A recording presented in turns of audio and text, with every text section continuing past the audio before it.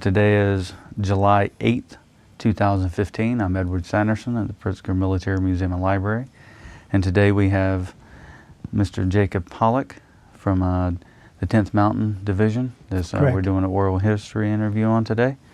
Thank you for coming out today. You're most welcome. And then, definitely a very interesting story with yours when we were going through. Kind of starting off, you joined the Army 2 weeks after Roosevelt died in '45, correct? No, 2 days after Roosevelt died. 2 days, okay. 2 days after he died, I was on the front. You were on the front 2 days after that. Okay. So when did you join the Army? Well, I didn't join, I was drafted. Was drafted? I graduated Elgin High School. I grew up in Downers, still live in Downers. Mm-hmm. But during the war, I had to transfer to Elgin High School, and I graduated the 10th of June of '44. And I think the 20th of June, thereabouts, I was in the Army. So I got my diploma and I got my induction notice. Mm. So what did you feel about that? You know, how did it make you feel, that the fact of basically? Well, I'm the youngest of 8 children, and I already had 4 brothers in the service, and so I knew what was coming, and I'm sure my mother was very nervous about her last of the children going into the service, but this is the way it was, and I knew I was going to go in because I was supposed to go in March of '44, but the high school principal, Mr. Dixon, got me a deferment until I graduated, and they agreed, and so it wasn't long after I got my diploma, I got my induction notice. Oh, nice. Went into Fort Sheridan. Okay. Now I've got to ask a question. Are you basically interested in me personally, or is it all encompassing, because everything that I did, my family was involved in some respect? Mm-hmm. Actually, I would like to touch on the fact that, you know, knowing that you're that your 4 brothers as well as yourself served in the military, and if you can touch a little bit on that, we can, but specifically yourself and the 10th Mountain, and also your time at Fort Sheridan. Okay. Especially considering it's rare to talk to someone who was not only born and raised in the area, but actually was. Well, I just figured out the other day, our family's been in Downers Grove 100 years. Oh, nice. Why 100 years? Because I had one brother my parents lived in the ghetto in Chicago, and apparently he was very sickly, and the doctor told my parents, if you want him to survive, you have to get out of the ghetto. And I assume the horse and buggy gave out in Downers Grove. And this was in 1915, and I was born 25. So figured out we're in our 100th year in Downers Grove. Oh, nice. Now, where did your family move? They came from Chicago? Russia. From Russia? In 1905. Mm-hmm. And apparently they came over when the Russian-Japanese War was going on. And what I do remember my parents saying that they got permission to leave the country, but my father was supposed to go back into the Russian Army, but that didn't happen. Mm-hmm. So I laughed. She had 8 children on her honeymoon. And then you said you were born in 1925? Right, November 19th, 1925. And that was there in Downers Grove? Apparently in Chicago, but our home was in Downers Grove. Oh, okay. My mother said that she had me at the Chicago Lying-In Hospital, and of all her children, I was the only one that she had that she didn't feel any pain going through childbirth. So she went to a Dr. DeLee, who apparently was instrumental in painless childbirth. Ah, nice.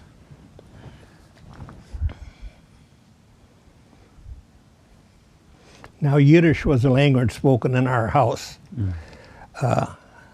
I could understand Yiddish up to a point, and then it was all English.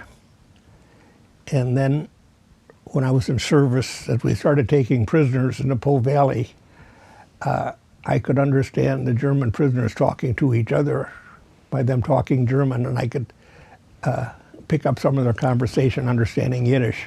Oh, outstanding. Now, did any of your family speak Russian in the house, or was that? If my parents didn't want us to understand what they were talking about in Yiddish, all families have secrets, they would talk in Russian. Now, my oldest sister, Eva, was the firstborn, and she only spoke Yiddish until she went into school. But she was brilliant, and she brilliant to the point that they double promoted her. So she was a misfit. She was too young for the kids in grade she was, and too old for the kids in their knowledge. And so she graduated high school in 26 and graduated Northwestern Law School in 32. And later on, when I was in high school, and Sophie and I went to our 45th class reunion, the man who was principal then, I went up to say hello to him. And I was just another face in the crowd, or so I thought. And I said, "Mr. Johnson, how are you?" And he said, "You know, your sister was the most brilliant student I ever had." And so I thought, she must have really made a mark on him. Especially to be remembered yes. that far down the road. Yeah. But anyhow, she was the first woman attorney in DuPage County. Oh, nice. Yeah. How long did she practice law? Well, she graduated in 32, and she practiced. Then she gave up her practice when the war broke out to write government contracts at 6th Service Command headquarters on the south side of Chicago, all during the war. And then when the war was ended in 46, she went back to her private practice until she contracted cancer and died. Sorry to hear. So it seems like your family did a lot for the war effort. But they did. The five of you plus your sister. The next one in line was my brother Reuben, and our family had an auto wrecking yard in Downers Grove. Later on, a second one in Elgin. When the war broke out, the people in the power immediately contacted him to set up collections of scrap, any type of scrap for the war effort. And so I was still in school then, and he would go from town to town to the American Legions and VFWs and the village halls to organize scrap drives for the people to start cleaning out their garage to turn in scrap for the war effort. And then he did that until he was inducted into the service. He was the fourth of five to go. Oh, okay. And what service did he We go were all into? in the Army. All in the Army? One brother was in the Army Air Corps. Two of them were in the Air Corps. One was a flyer, one was an instructor. And my brother Reuben, we had our auto wrecking yard, and guess what? They made him a parts clerk. He was an Army ordnance, and he ended up in Hawaii. But I was the only one that saw combat. And that brings us to 44 when you joined. Where did you go to boot camp at? Pardon? Where did you go to your basic at? I went to Camp Landing. I was inducted at Fort Sheridan. At that time, they were inducting people by the thousands. They had set up tents right on the shores of Lake Michigan, and I was one of the tents. And then got in a troop train and ended up at Camp Landing, Florida. And 17 weeks of basic. And what happened to me during basic training was the 15th week of basic, we went out on what they called bivouac. 2 weeks of field problems away from Camp Landing. And we were out there a couple days, and our squad was doing something, and the trucks pulled up to our squad and said, everybody in the truck. And we hopped on the truck, not knowing why, and they dumped us off on a plastic strip of roadway. Really wasn't a road. It was a landing strip where the Navy pilots in training would come and touch down and go. Mm-hmm. And there we were for 3 days. We were in the midst of a hurricane. Mm. And it was cold and miserable. And the rain didn't come down, it came across.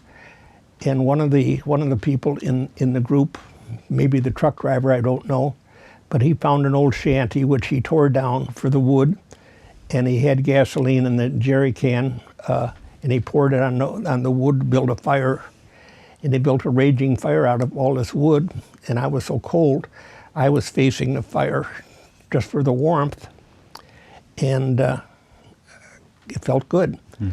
Well, after 3 days, when they came and picked us up, went back into our barracks, and when I took my boots off, just to the height of my boots was right here, and between the straps, I had 3 huge blisters come out from burns standing too close to the fire. And so I had 3 on each leg and went to the dispensary. And I remember the doctor said, gee, those are pretty bad bites. And I said, no, they're not bites at all, they're burns. And he made some effort to put salve on it and come back again, because now basic training was over and it's coming back home for furlough. And in the interval between the time my furlough was over, home on furlough, and then going back to Fort Meade, Maryland, my burns became infected. Now, my souvenir of World War II is I have no hair on my legs from here down. It burned all the roots. And so that came into play for the rest of my days in the Army, those burns and the infection that I had. But it didn't prevent me from doing the duties that I had. What type of medications did they give you back in those days? Originally, they put some salve on it, and this is the way it was. And then we went from from Fort Meade, we had orders to ship out, and we went down to Camp Patrick Henry, Virginia, and that was our port of embarkation. And so we were in this huge barracks. Usually a barrack is for a squad or a platoon, but this was a huge barrack, maybe held a whole company. And on this particular day, Sergeant Major, that was his name, Major. Sergeant Major came in and said, who knew how to type? And I raised my hand, and out of all these people, my hand was the only one up. But that's not the whole story. When I got the induction notice in March, and before I got my deferment until I graduated, I was 1/4 credit of having an official diploma. I needed 16 credits, I had 15 3/4. And they had one typing class, so it was one semester, 1/4 credit, and I decided to take that typing course. And the name of the teacher was Mr. Peck, like the Hunt and Peck system. Right. That was really his name. The reason he wasn't in service is he had a club foot. And so I was in class with almost all girls, and their fingers would fly over the keyboards, and I would go clunk, clunk, clunk. And so now we were having our final examination, and I had 11 words a minute, and Mr. Peck passed me. And I went up to him and I said, Mr. Peck, how could you pass me on 11 words a minute? And he said, Jake, you were showing improvement. And with this, I knew the basic keyboard, but speed wasn't it. But when my hand went up in the barracks that day, and Sergeant Major said, you are my clerk typist. And he says, I'll tell you one thing. Before we got back to the orderly room, He says, if you make one mistake on any of my reports, you'll do it a second time. And if you make a mistake a second time, you'll do it a third time. Well, speed wasn't essential. So I was clunking along, and apparently it was satisfactory. And so down the road, when I was his company runner at the port of embarkation. Then we boarded our troop ship to go overseas, which was the 10th of December in '44. I became his company runner aboard ship, and what I had to type up every day was the morning report. Now, where in the hell can people go aboard ship? They can't get lost. But I had to, if somebody was in sick bay, if that was on the morning report, and for wherever somebody was, he had to account for him, and I had to type it up. Mm. And so this was my job aboard ship until my burns became infected, severely infected, and I had to end up in sick bay aboard ship.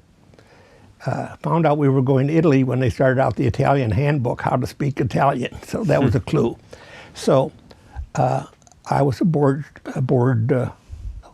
They put me in sick bay about halfway across the Atlantic, maybe a little bit further. And then we got a mini mimeograph sheet down in sick bay that a battle was taking place in Europe. It was the Battle of the Bulge.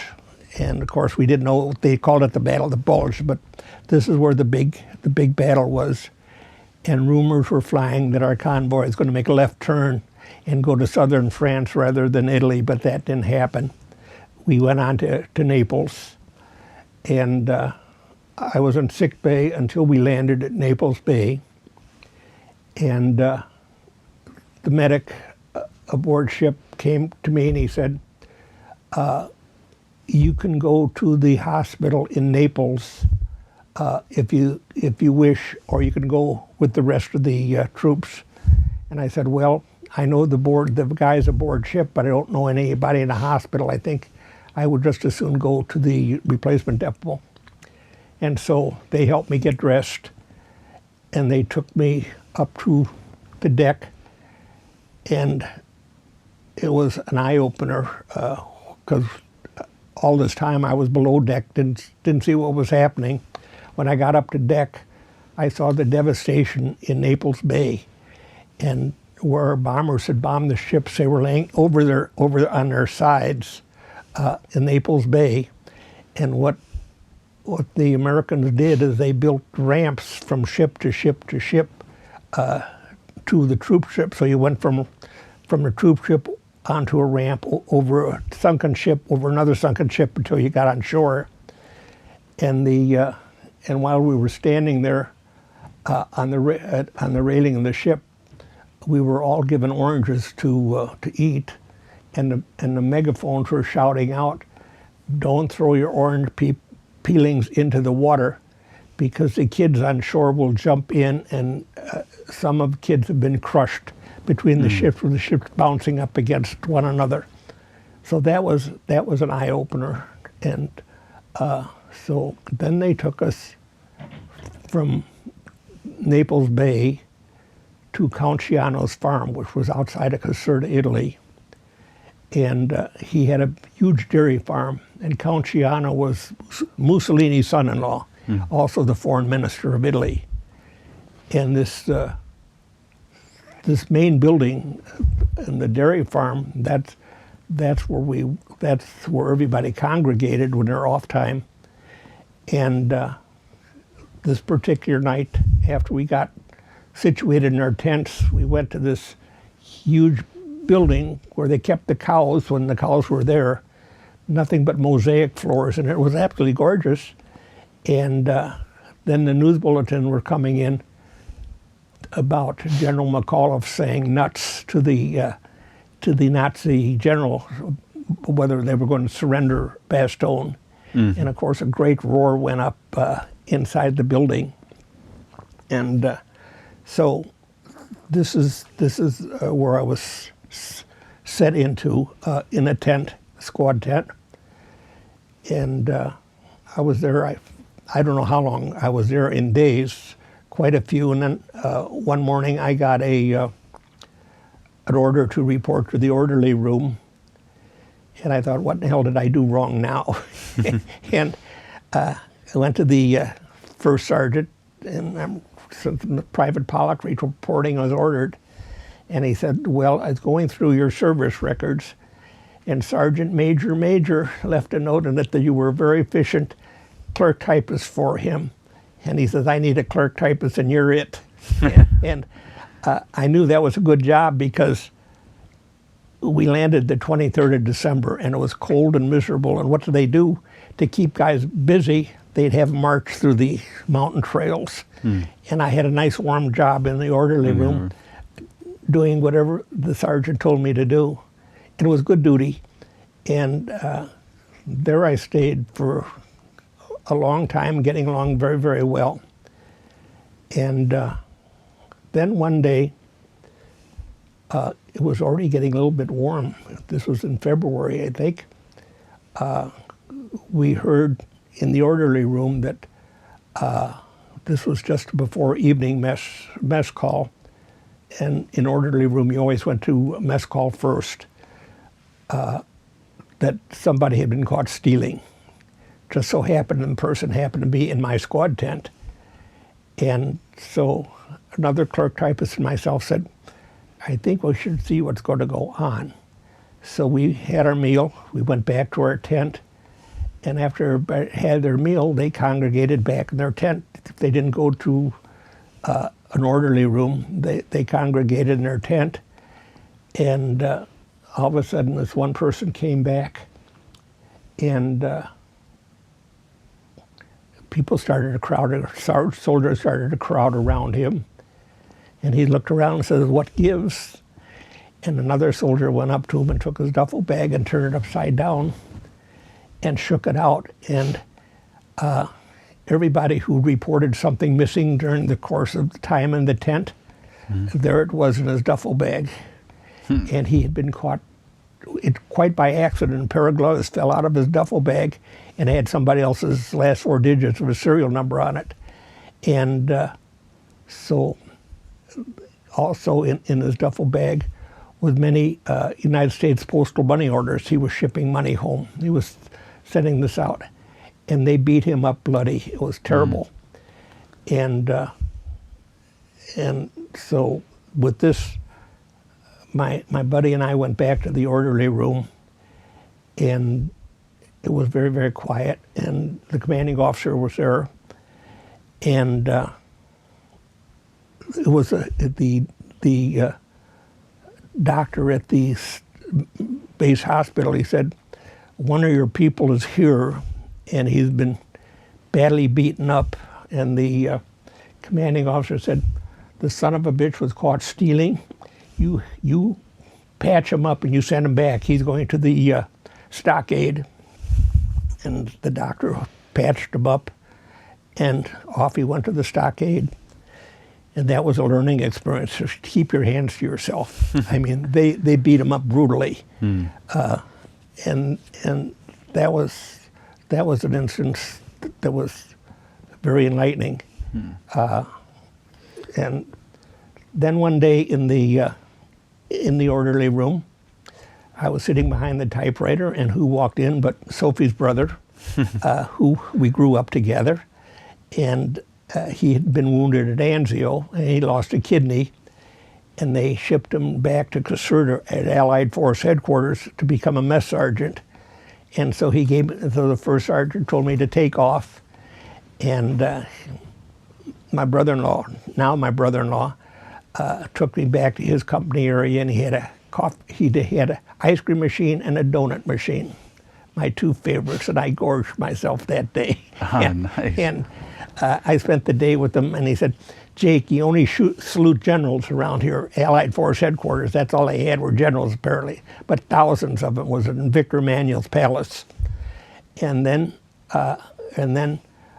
he brought me back to the post, and he picked me up one other time, and that was for Passover service in I'm trying to think, was it late February or early March of '45?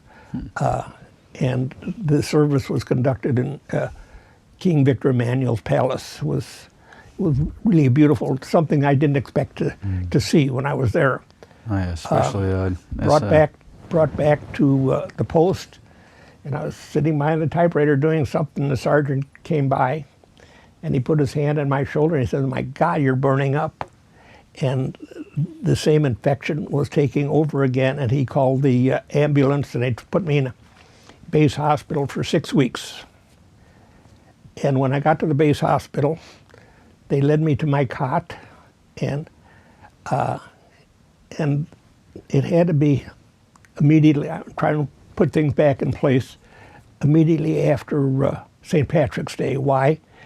Because the sergeant in charge of the orderly room that night said, "Pollack, you know how to play cribbage?"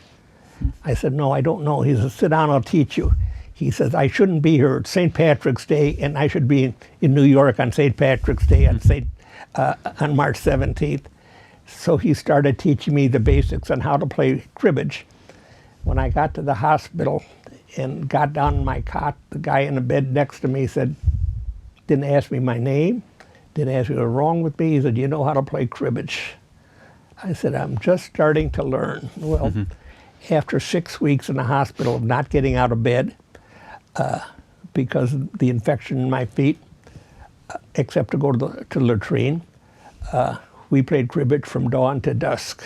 And then they were going to experiment. They did experiment on me. They saw the infection that I had, and they tried something new infection to kill a new way to kill the infection. They brought an aerosol can and they sprayed both of my feet every day to freeze the infection out, and it really did put a crust of foamy like ice on my feet till the skin split like wide open. I could see the flesh, and so of course they didn't want me to walk around, which I didn't. Sat and played cribbage, and then one day the doctor went through the ward, and he said, "Back to duty, back to duty, back to duty." And I asked the nurse, after a while you get to know the nurses when you're there for 6 weeks, I said, "Why yesterday I'm not well and today I'm going back to duty?" And she said a new directive came out to Allied Force Headquarters. If anybody was in a hospital 8 weeks, they had to go back to the States for treatment. And so the doctor was he was getting rid of everybody before the 8 weeks would come up. And so they sent me back to my area where I was still clerk typist. And I was there a short while, and I got noticed to be shipped up to another replacement depot just outside of Florence, between Florence and Pisa. Oh, okay. I was there for a very short period of time when President Roosevelt died, and we stood a formation in his honor, and they blew taps, and 2 days later I got orders to bring my gear and report in, and I didn't know where, but when I carried my duffel bag to the truck, I could see the 10th Mountain insignia on the bumper. And so we were all loaded up in the truck, and we were going through the mountain trails back and forth, switchback. And as you looked over the side of the truck, you could see the engineer's tape about this far next to the wheels.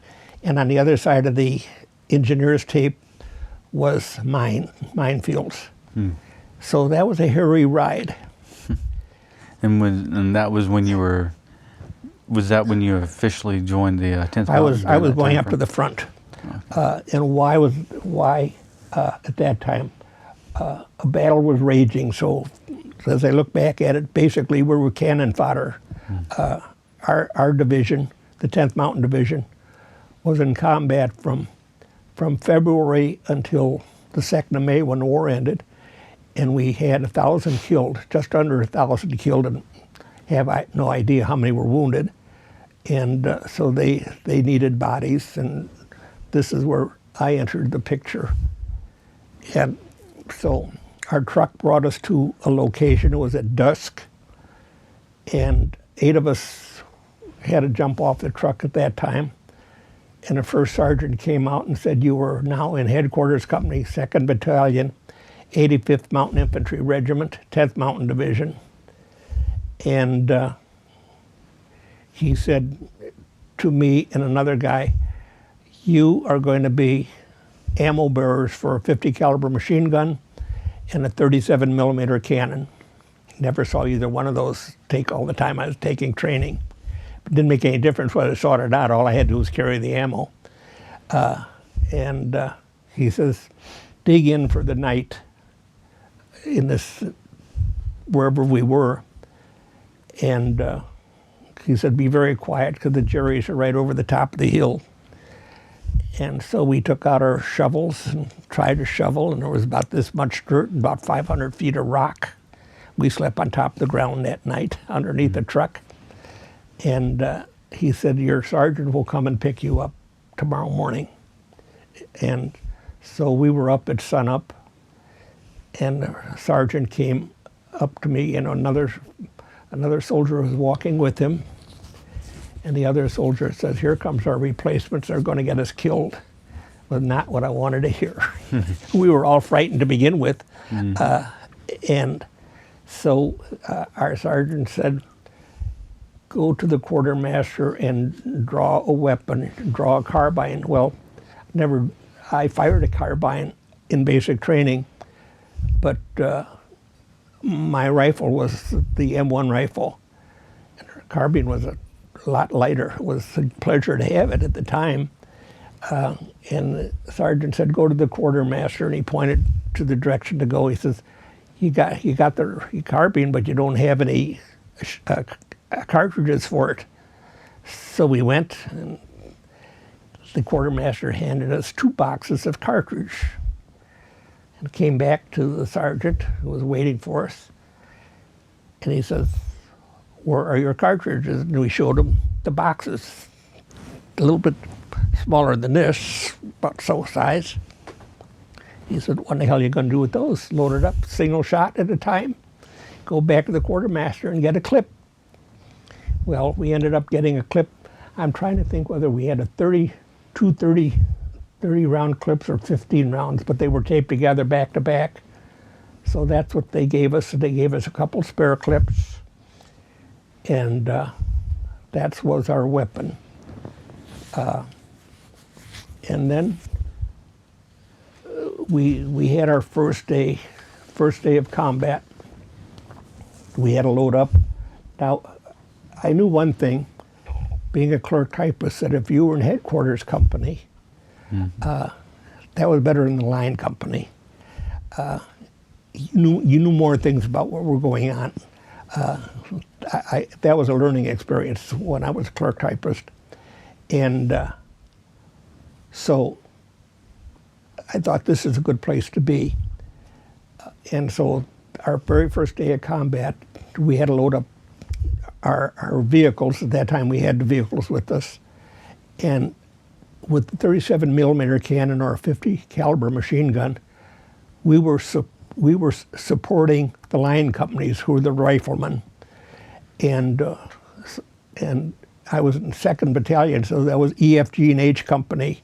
So each day we were assigned to a different company, depending upon what the orders were for the day.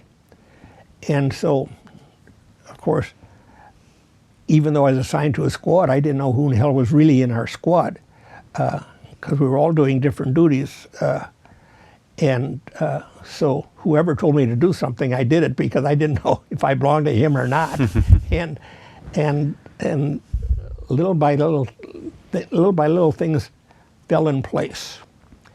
And there was one time we had a lull in combat where the company actually got together, the Headquarters Company. Everybody was a corporal, a sergeant, higher grades. But our platoon, we were the privates and PFCs. That was not good, because you were either, if combat wasn't going on, you were either doing guard duty or MP duty. But our platoon congregated, and with this, our sergeant started to introduce us to different people in our platoon. And then where we were, a couple guys came in, and he said, "These are litter bearers."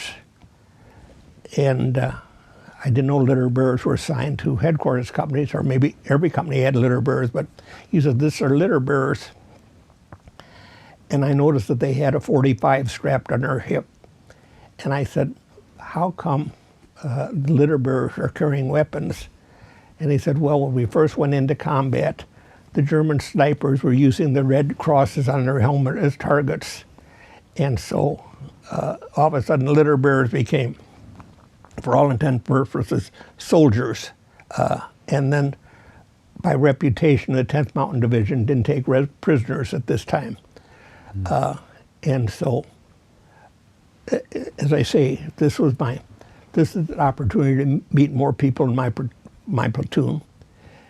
And so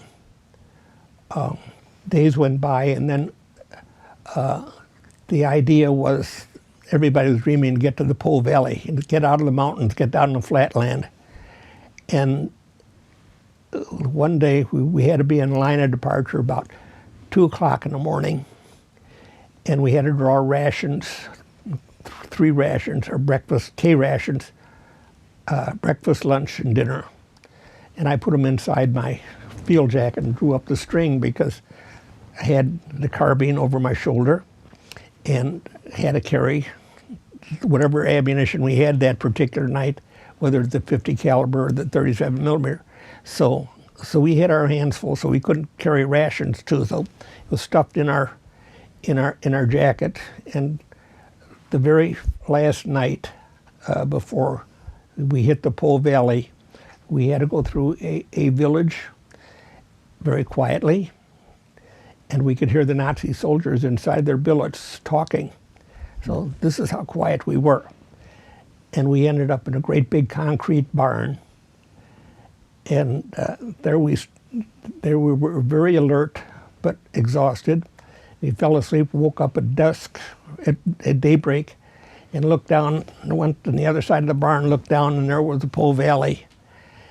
And it was really nice. It was nice to see that flat land, really flat. But our vehicles couldn't catch up to us at this time, so everything that we had to carry. And so when we broke down our equipment, took a trail down to the flat land, and as we were walking by, there was a Jeep there, and it had maps on the hood.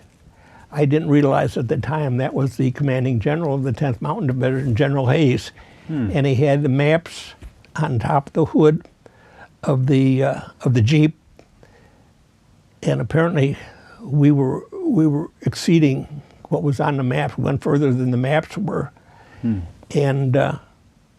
and he started out a task force, and they told the task force to go as far and as fast as you can into the Po Valley, and we'll catch up to you. And this is what they did. And who was the assistant division commander at the time was Colonel Darby, Darby's Rangers.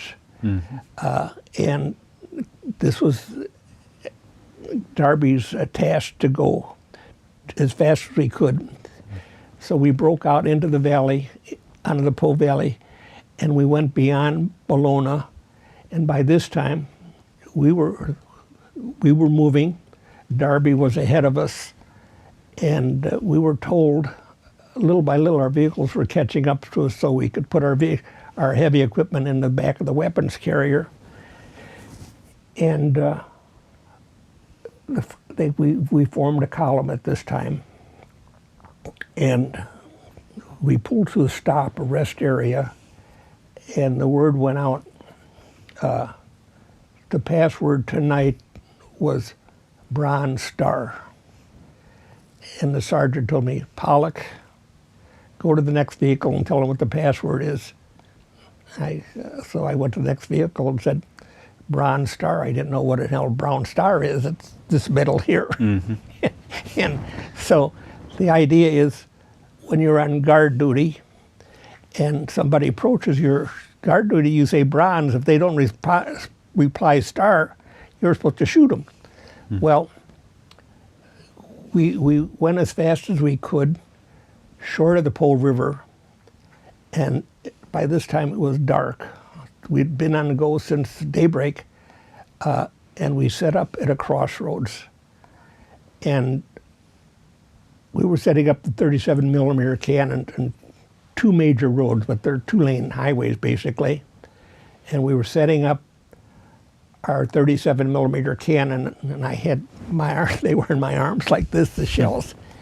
And a firefight broke out. And what had happened was a patrol of 10th Mountain people went down the road this way, and they saw soldiers. It was dark enough they couldn't distinguish who it was. They saw another group of soldiers coming up this way, and all of a sudden they realized that they were Nazi soldiers, and a firefight broke out. And a person come running into our gun emplacement where we were setting up, and he hollered, "Lieutenant so-and-so was killed, and I get his P-38. I didn't know who this person was. Not until the next day I found out he was a platoon sergeant. I had a squad leader sergeant, but platoon sergeant and staff sergeant. And he had that P-38 on his hip the next day. And I hated that guy from that point on. If he would talk to me, it was a yes or no, and away I'd go. I couldn't stand to talk to him. Think every time I saw that pistol, a P-38. And so we pulled into a barn, not into a barn, we pulled near a concrete barn and had to set up guard duty on this crossroads. And the sergeant said, "Pollack, you will stand first guard duty." And I kept thinking, they called my name a lot of times. And you know, hindsight tells me, because I was a new kid on the block. If they lost me, it didn't make any difference. See, they wanted to protect their own. That was the only rationale for why did I have to send password to the next vehicle? Why did I have to stand the first shift of guard duty? But this is the way it was. And this was about, I'm trying to think, 10 o'clock at night by the time we got on guard duty, and it's supposed to do 4 hours of guard duty. And so as it got dark, all of a sudden people were coming down the highway on bicycles with the Italian flag draped over their shoulder. And I hollered bronze, and they kept saying "Partigiani, Partigiani, Partigiani." They were fighting the Nazis too. And they kept right on going. They knew where in the hell they were going, and I didn't know where we were at. But there was too many of them to do anything about it. But I figured if they were after us, they would have shot us by now. And that wasn't the case. They were after the Nazis. And so my 4 hours of guard duty was up. I went into the barn, laid down on some straw, and I was really beat, and I heard my name called out again. And it was a squad leader. He said, "You got to stand guard duty." I said, "Sergeant, I just came off of 4 hours of guard duty." And he said, "Well, so-and-so," and he named the guy. I know he was from Rome, Georgia. He said, "He can't stay awake.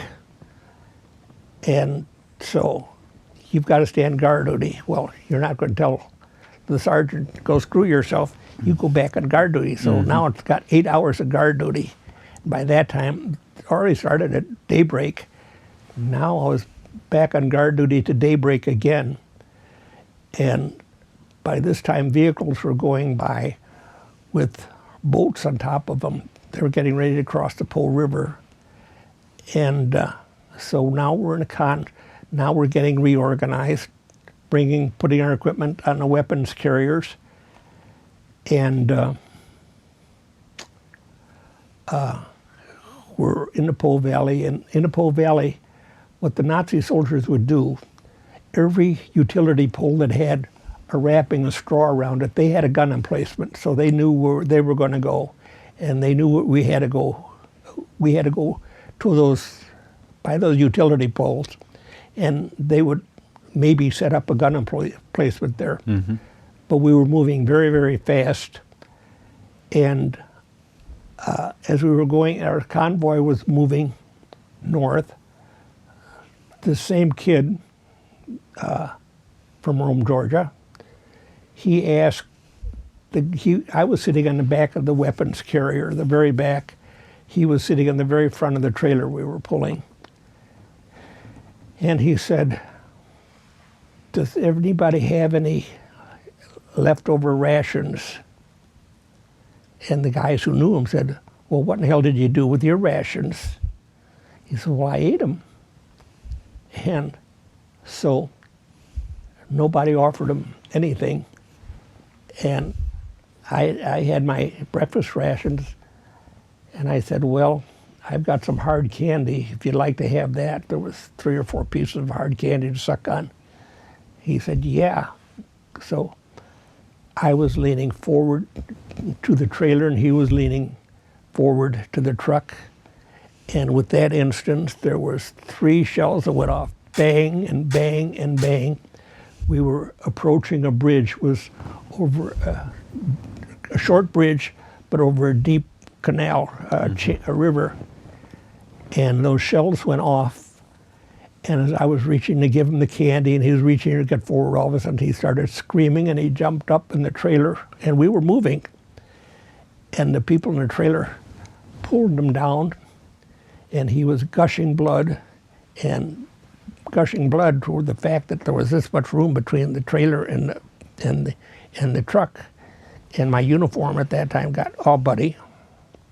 And the glasses that I was wearing at that time, shell-rimmed glasses were very popular in high school. Mm-hmm. So I always kept my shell-rimmed glasses, but I kept my GI glasses in my pocket. Well, they pulled a soldier down, and he was screaming and bleeding. And got across this bridge, and there was a Red Cross set up there where they had to set up an aid station. And we stopped long enough to drag this person into the aid station, and the sergeant asked me, Pollack, are you hurt? Because he saw my uniform. I said, no, I don't think I'm hurt at all. No, I'm not hurt. And so on we went and left him behind, and didn't know what happened to him until 2 or 3 weeks later. We got a letter from the General Hospital in Florence that a piece of shrapnel pulled his right eye right out of his head. It was terrible. And so after we dropped him off, we pulled up to a concrete barn, and we had a chance to get a rest because we would routine. Some outfits would spearhead, the other ones would go to the side of the road, and they would go through you. And so you had a chance to rest and recuperate for a short while. And where we were, it was still short of the Po River. They had drainage canals. They had drainage canals where they had big wheels would dam up the water. Mm-hmm. And so some of the GIs at that time dropped the gates, and the water would fill up. And so we all stripped down. It was warm enough, stripped down, and we swam a lot. The water was comparatively warm, and I took my uniform and kind of swished it around because we'd stripped down to our shorts anyhow, and it was better when after the uniform dried out a little bit that it was cleaned up a little bit, and so then we pulled up. A short while later, we pulled up to the Po River, and the Po River had a huge embankment. I can't think of the word that they used when they put up a huge embankment, so we had to go over that and come down to the Po River. So apparently it flooded, and so we were sitting there and doing whatever we had to do, and then I got orders again. They dropped off, our company dropped off a lot of their equipment on our side of the Po, on our sort of this embankment, and my job was to stand guard duty over the equipment until it was our time to cross the river. By this time it was dusk, And about midnight, we got orders to get ready to cross the Po River. And remember, I told you earlier that when it got daylight, I could see boats, bottomless boats, basically flat bottom boats, and these were the assault boats to cross the river. The Po River is quite wide. It starts out narrow and it got deep. It got faster, the current was faster. And so it was very, very dark. And now we got orders to get in the boats, and we were going to go across the Po River. What I did, I took my boot straps and I unlaced my boots because at that night, on that particular night, United States controlled the air. On this particular night, when the troops were crossing the Po River, the Nazi planes did come over, and you could tell they were Nazi planes because their engine went and American planes was always steady purr, and so the Nazi planes were coming over, and on this particular night, in my boat, a plane came over, and I could hear one of the boats that toppled over, and I could hear the guys howling for help, and the current was taking them away. And what happened to them, I have no idea. But we got to the other side and set up an area to a beachhead, so to speak, on the north side of the Po River. And as time progressed, it expanded until the engineers could build a bridge across, so our jeeps and that could catch up to us. And so this is what happened. And then some of the soldiers went beyond the bridgehead, and they came to a horse farm, and all of a sudden they came back with horses. They were riding horses, saddle or no saddle. Apparently there were many guys in the 10th Mountain Division who knew how to ride, and they had the last cavalry charge, United States Army, I think, with those horses. And the Nazi soldiers either ran out of gas or abandoned their equipment, but they left a lot of their vehicles, Volkswagens and that, on the south side of the Po River. And the American soldiers, they picked up the hoods and they got those damn things going, and they had jerry cans, they put gas in the tanks. And a lot of guys were crossing after the bridges were built, the pontoon bridges. They were driving Volkswagens across the Po River. And of course, in order to not be strafed by our own planes, they had certain pieces of tarp that they put over the hoods that indicate they were American vehicles. And so our planes, like those in the pictures, they never did attack us. But I saw one P-47 in the Po Valley buried right to the cockpit in the flatlands. And so now we were in the Po Valley, still going very, very fast, still trying to catch up with Colonel Darby and his force. And then I'm trying to think, we spent one night in the valley after we crossed the Po River before we got to Lake Garda. And how things would work, our regiment and our battalion was a spearhead on this particular night. And we were going up the east side of Lake Garda, and as I say, our regiment, our battalion, our company was the lead company. And as we were going up the east side of the lake, by this time it was dark and cold and rainy, and the tanks were behind us, so the guys were walking behind the tanks. They were keeping warm with the exhaust. But we approached the tunnels on the east side of Lake Garda, and we came to the tunnels, and our regiment was no longer the spearhead. We pulled to the side of the road, and the 86th Regiment pulled through us and went into these tunnels, and the Nazis blew up the tunnels. And I don't know how many people were killed in the tunnels. And with this, we pulled back. We were at Malchesney, which is now very much a resort area in Italy, and we took over a hotel. While the tunnels were blown up and the engineers were trying to clear out the tunnels, as I say, I don't know what the casualties were when the 86 hit the tunnel. We took over a hotel. It was overlooking Lake Garda, and the tanks stationed themselves behind this billet, and they were lobbing shells across on the west side of the lake. And Lake Garda is a very deep glacier lake. When we woke up in the morning, it was no longer rainy and cold. It was bright and sunny. And so we weren't going anyplace. They set up places for us to guard. And tanks were lobbing shells on the other side of the lake.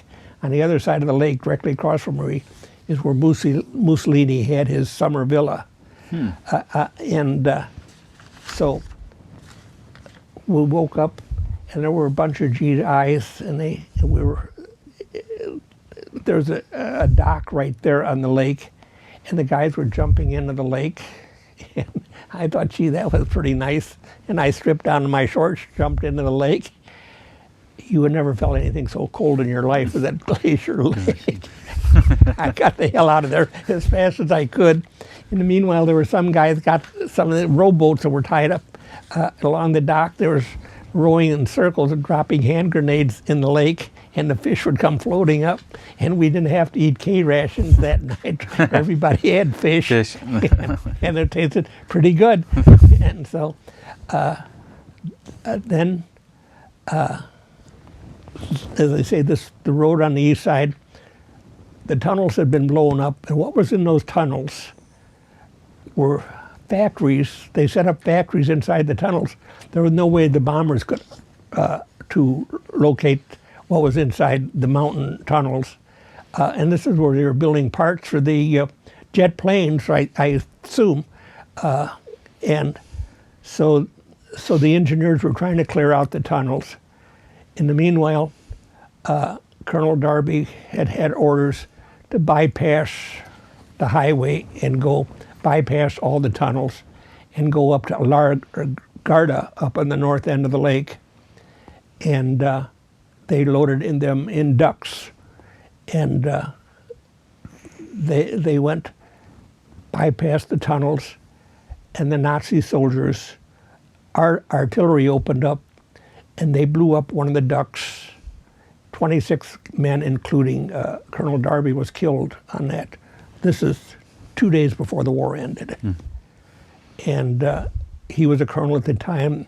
They gave him a star posthumously, and they made a monument for him in Lake Garda.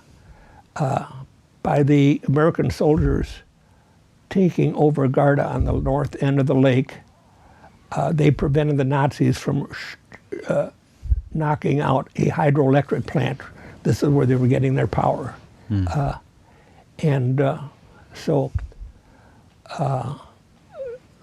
This is what happened. They're still trying to dig up that, to this day, they're still trying to get money enough to dig up that duct that was sunk. Now this is many years later, 70-some years later now. And so I don't know what's ever going to come of that in our lifetime, but the thought is they want to get that duck. Now, I'm trying to think the time frame, but we were having our evening meals and the word came out that the war in Italy was over, May 2nd. On May 2nd? So the celebration we were in this nice billet, and so the guys on the east side, the west side of the lake, they were shooting across to the east side of the lake and vice versa. And the guys in my platoon said, the war is over. We don't want to get killed by our own people having a celebration. We're going to get killed by our own fire. And so we're all sitting below the windowsills so we couldn't get hit, and eventually the shooting stopped. And so then things would have it. We were stationed at Malachesney on Lake Garda, and we were there quite some time. And we as soldiers got acquainted with the people in town. And when we were off duty at night in the town square, we would talk to the people in town, and I would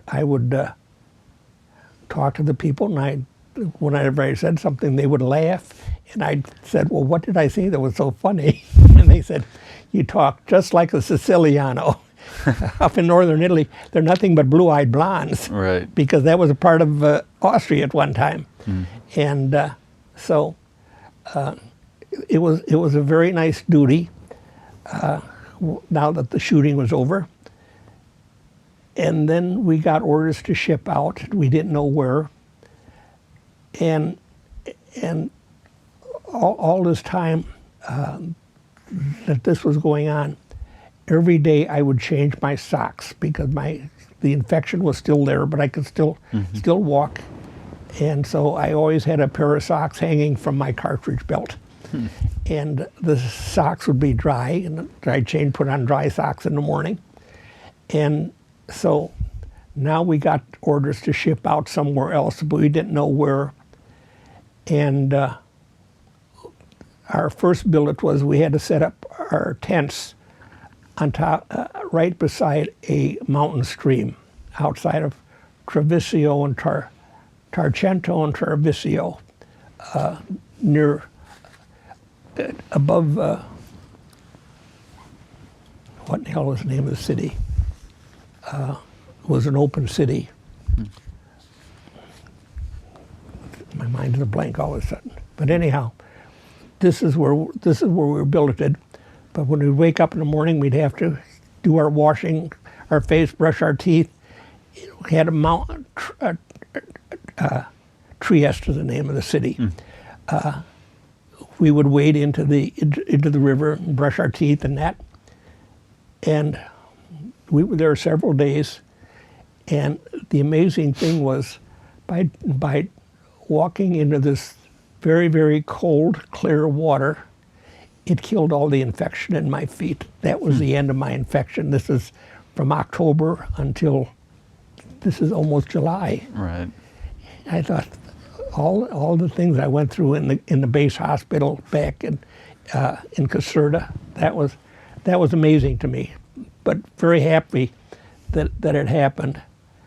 And so our next duty was, while we were on occupation duty, was to disarm the Yugoslavian partisans. We sent them all this guns and ammunition, and Tito was the man in charge, and it was going from, I would probably say distance-wise, from here to my daughter's condominium on East Randolph. That was Yugoslavia, and a little further north was Austria. And so this was the intent. We were going to take our weapons back. The partisans never even gave a thought of giving that thing back. Right. They were not happy to see us there. At nighttime, when everybody was off duty, they would have dances right in the town square, and the partisans, the Yugoslavian partisans, orders didn't mean anything. They would come with frowns on their faces, and the guys were dancing with all the young girls in the town. They were having a ball, and I wrote in a letter home back then, I said, down the road, we're going to have a lot of trouble with these people. I didn't know that that's the way things turned out. And so this is the duty that we had, occupation duty. Later on, I saw a movie, a documentary about the Jews who had been liberated from the concentration camps. And it were telling their travels, how they went on foot through the mountains right down to Trieste. And it mentioned the two towns that our division was on occupation duty, Tarvisio and Tarcento. And I thought, I'm thinking to myself, these were the two towns that our division was located. Why did we see those people? And then it occurred to me, we'd already shipped out to Florence, Italy, when the migration started from the concentration camps. And so that bothered me. Why didn't I see that? Until I looked at the calendar, you could see what the story was. And so then we got orders that we were going to ship out somewhere and didn't know where. And we got into a convoy one day, load up where we were going, we didn't know. We got in a convoy, and we were in the last 3 trucks of this convoy going to, one other thing. Before this happened, when we were in occupation duty, my newest platoon leader, Lieutenant Cook, who was a student at University of California, I think, he became the battalion recreation officer. It was my job every day to get in touch with all the line companies. If they were going to have baseball that day, I had to tell them where they were going to meet, and this was my duty. And how did that happen? Lieutenant Cook came into platoon area and he said, "Who knows how to type?" You're like, he said, "You're my clerk typist." But we had confiscated German typewriters. Didn't make any difference for speed, and the German keyboard was a little bit different, than the American keyboard. But it worked, and that was my job, and so then Lieutenant Cook came up to me one day, and he said, "Pollack, they need clerk typists down at division headquarters in Cividale. Would you like to go and be a clerk typist?" And I said, "Lieutenant Cook," I said, "I know these guys now. I prefer to stay with them if you don't mind." He said, "No, that's okay. I'll find somebody else to go." So when I got down to the platoon, because they set me up in a school building, and that was my office. And when I got back to the platoon area that night, I told them that Lieutenant Cook asked me if I wanted to go to platoon division headquarters to be a clerk typist. And I said no. And they said, "You stupid fool, you never turned down an opportunity to go to division headquarters." Well, I did. And so I stayed right with them. And then we got orders to ship out. And of course, the United States Army is a rumor factory. And so the convoy was going, and how 3 trucks could get lost on a mountain trail going south, I have no idea. But we ended up in a little town that had electric lights hanging from bare wires, and there had a vino joint in it. And 3 truckloads of GIs cleaned out that vino joint. and so we get back in our truck, and they said, "We are going to play chug-a-lug." I said, "What in the hell is chug-a-lug?" "Just pay attention." Well, I played chug-a-lug, and we did this until we got into Florence. And when it came time to get off of the back of the truck, I didn't get off. I fell off. I had the worst hangover the next day, and so with this, we had duties. We were at this time down in Florence, and we were there a short while. I don't know how long, in days, and they sent us out. Now this tent was for 2 squads. They sent several of us out on some detail, came back and everybody was gone. And I said, "Where is everybody?" And they said, "Well, what happened was they went to the hospitals in the area and picked up the soldiers, the walking wounded, and they were going to a troop ship out of Leghorn, Italy. They were going by troop ship home. They left us behind." I sat down on my bunk, my cot, and I cried. I figured I'm an orphan again. And then the word was that we were going to rejoin the division in the States. And so what could we do? We were there. And then a short while later, talking about a matter of a few days, they organized a troop movement, and they took us to the rail yard, and they had so many rail cars. and they were cleaning out all the soldiers and putting them in the rail cars. And I always think about the little railroad car, that the engine that couldn't. Well, that could and couldn't. Well, they had so many carloads of soldiers, and our duffel bags were all piled up in one end of this car, the rail car that I was in, and the engine didn't have enough power to get over the top of the mountain. So we'd all have to get out of the rail cars, literally push the engine. So the engine, the railroad train, so the engine couldn't get over the top and start facing down again. We jumped in, and away we go. And this is the way we went until we got to Florence. When we got to Florence, Italy, by this time we were filthy dirty. This took about 2, maybe 3 nights of traveling in this railroad car. We were all sleeping on the floor of the car. We woke up in the morning, and every duffel bag that was piled up in the end of that cart was gone. Quote unquote, the MPs were on duty guarding the rail yards. The MPs probably had the biggest black market in Naples of anybody in the whole wide world. They were getting rich because it couldn't have been anybody else.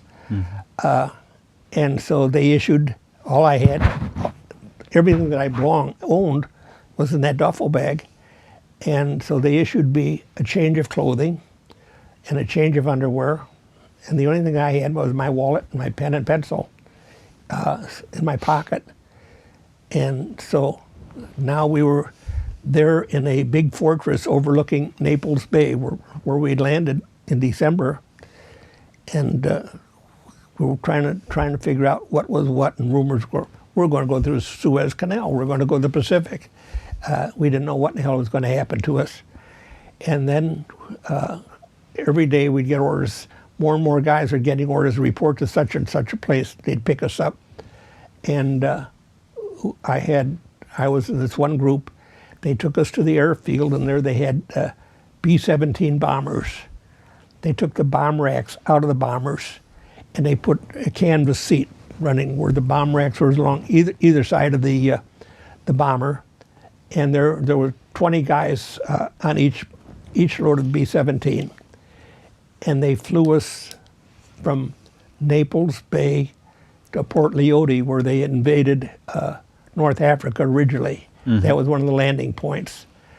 And so when we were on the flight going across the Mediterranean, the flight engineer said, "We want to see something nice. Go into the nose of the bomber." At that time it was all plexiglass, absolutely clear. I mean, you felt like you were sitting on top of nothing. And so I was in there watching the plane hit the African coast. I could see us coming into Port Leote. It was really very, very nice. Oh, nice.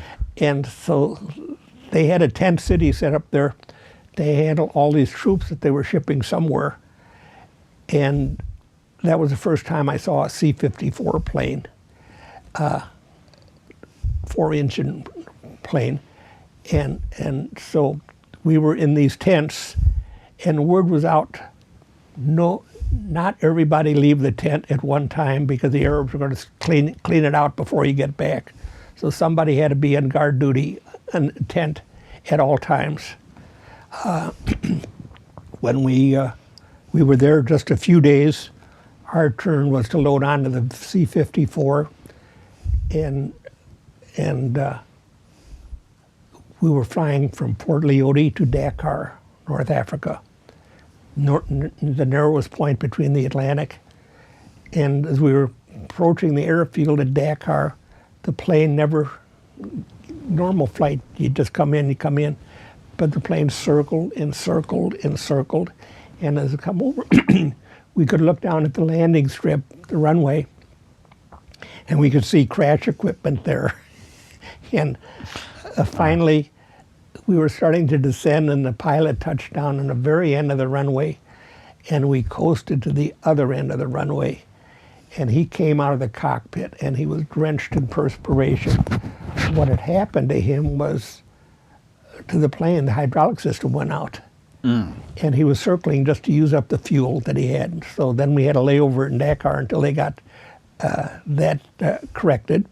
But before we got out of the plane, somebody came into the plane with something they started spraying. It was our first experience with DDT. They were cleaning the bugs. So then got going again. We flew across the Atlantic to Natal, Brazil. We were there a few days, and then we were calling up different groups, and they shipped us in the separate planes, in the C-47 planes, the twin engines. And so we started island hopping through the Caribbean to Miami, which was going through the islands. And on one of the planes, I talked to one of the crew members of the plane, and I said, my brother flies C-47s. And he said, oh, is that right? He said, go ahead and talk to the pilot. So I went up to him, and I told him that my brother was a C-47 pilot. And I said he graduated from Bearfield, Indiana. And he said, oh, I graduated from Bearfield, Indiana. So he says, what's your name? And I said, Pollack. He says, he was in my graduating class. Oh, and so that was a small world. And so then this flight continued on. And on one of the flights, one of the islands we were flying to, we got a printout that a bomb had been dropped, 20,000 tons of TNT. That didn't mean a hell of a lot to me. I'm looking at a 37-meter cannon, not much bigger than my arm. And so anyhow, that was the big news. So we landed at Miami, took a troop train right back to Camp Landing, where I took my basic training. They issued me another uniform, and then they shipped us on a troop train back to Fort Sheridan. And by this time, when I got to Fort Sheridan, just before I got to Fort Sheridan, the day before, the second bomb had been dropped. And so I called my parents in Downers that I'm at Fort Sheridan, and my parents came to Fort Sheridan that night and picked me up. I got permission to leave the post, and I drove back to Fort Sheridan the next morning, and I got my furlough papers. And with this, got my furlough papers, came home, was upstairs shaving, and had the radio on because we knew something good was going to happen. And as I was shaving, the announcement came in that August 14th, the war was over. And so finished shaving, went to Sophie's house, and they didn't know I was back until then. And so then the big celebration was going on in the Loop in Chicago. And my sister said, Jake, let's go into the Loop tonight. And I said, Eva, I'm not going into that city anywhere tonight. And so everything from VJ Day, first 3 solid days, it was one big party. And Sophie and I were going, there was no restaurants that had any food to sell. There was one trucker's lodge on Joliet Road, which was US 66. They pulled in there, and they said, we got white bread and we got ham. If that's what you like, if you don't like that, you're not going to get anything. and so then they asked me, my furlough was over, and they asked me what post would I like to be stationed to closest to home. And I said, well, there's 6th Service Command headquarters in Chicago. And they said, well, we don't need a PFC telling us what to do at 6th Service Command headquarters. Where's the next closest post? And I said, Fort Sheridan. And so then my job, they transferred me there. And my job, because I knew how to type, I had to type up new dog tags for all the soldiers that were coming back by the thousands. And I worked the night shift. I was typing up new dog tags for all the soldiers coming in. And then they transferred me to the discharge center. And now I was working on filling out discharge papers for the soldiers coming back from overseas. And my job was to determine how many days the soldiers were in the States, how many days they were overseas. And I knew that it was second nature after doing this hour after hour after hour. I was in 1 year, 11 months, and 18 days. That was my job. And so this is what I did until I got discharged. And I was glad to get out. It was a learning experience. I saw combat. I saw what I didn't like, and I decided it was something that I wouldn't want to do a second time. But there was one incident. You always remember the humorous thing that happened to you. When we were on occupation duty, Sophie sent me a care package, and they had specific sizes on the box. And so mail call was just before right after supper meal. And so they had guard duty, and I opened up this care package that she sent me, and inside of it, she sent a kosher salami that fit into this thing. And so we were billeted in this building, and so on the second floor is where we had our bedrolls put up. And so I asked the sergeant, I'll take good first shift for guard duty. And it's closer and closer and closer to the 4 hours. I'm thinking, well, it was 9 o'clock, subtract about 4 o'clock I went on guard duty. As closer to 9 o'clock, the more I could taste that salami. And went up to the room, and at 9 o'clock in the evening, guys are not quiet.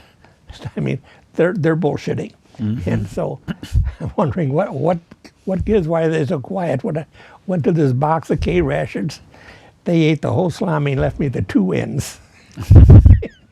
and so of course I was ready to kill, but of course he didn't, because everybody who had anything or got anything, they shared it alike. Right. But I loved kosher salami then, and I still do today. Nice.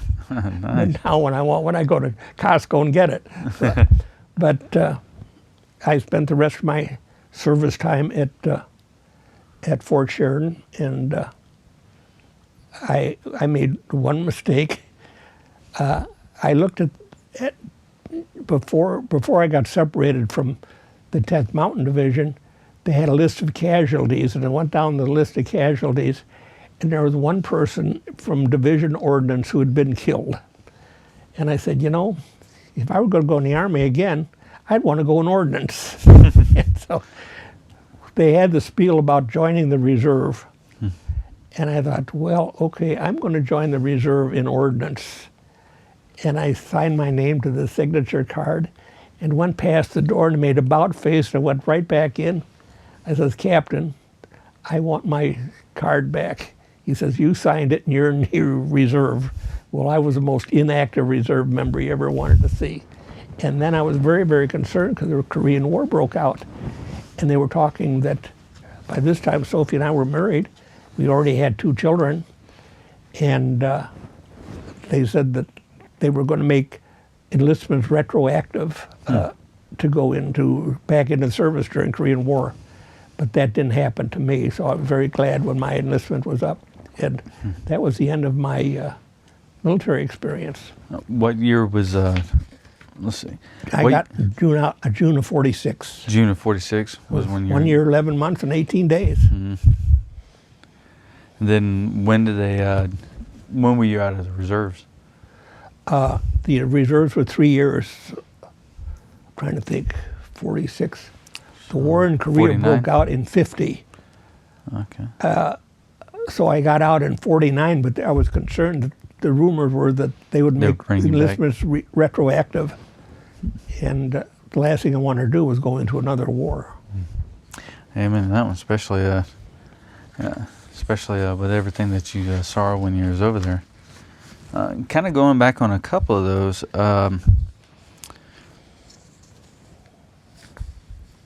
What unit were you initially assigned to before you got to the 10th? Before? It was replacement company. Just replacement company? Yeah, that's why I say when the division pulled out of Florence and left me behind, I felt like I was an orphan again. It's nothing worse than being a replacement because you belong to nobody. And everybody that might have come into your tent, you didn't know if he was going to rob you blind or just what. I mean, and when I was still in southern Italy at Count Giano's farm, the Air Force had ran out of bombing targets, so they had all these surplus flyers and crewmen, and all of a sudden they were going through the replacement depot. Now they were going to be infantry. And they were not happy campers because they had their flight suits on. But this is the way it was. I mean, they just didn't need flyers anymore because there was nothing for them to bomb. And so... And they bombed Italy pretty good. Yes, they did. They knocked out a lot of stuff. One of the things with, kind of going back with you being part of the Jewish community, during that time frame, did you get to have services when you were going through basic, or was it one of those where they You're talking about religious services? Mm-hmm. When we were taking basic training, in the fall, just before we finished our 17-week of basic, there was on 2 occasions that the trucks would come out to where we were doing training. Anyone of the Jewish faith, they picked up and they took us to a synagogue in St. Augustine, Florida, both for New Year's and Yom Kippur.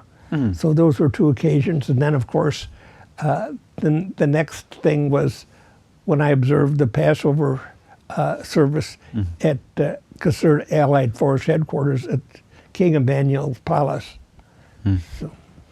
And the reason why I asked that, it was... let me tell you, soldiers were bigoted then. Mm. But in the 10th Mountain Division, there were many, many German refugees. And of course, they were very vital to the American Army because they needed interpreters. And people who escaped Nazi Germany, members of the 10th Mountain Division, they were very valuable to the division. Outstanding. Because I know, especially during that time frame, it was a lot of the Jewish people were not looked very favorable on. Yeah. And even in a couple of situations where, in a previous interview, we had a gentleman that, when he was going through with the Marines, they basically said, "Hey, well, you go clean the latrines while everybody was doing their religious services." So he never really got to participate in anything until he got out to the Pacific. I had more than one occasion people mention about the Jews. I said, I'm Jewish and I have 4 other brothers in service with me.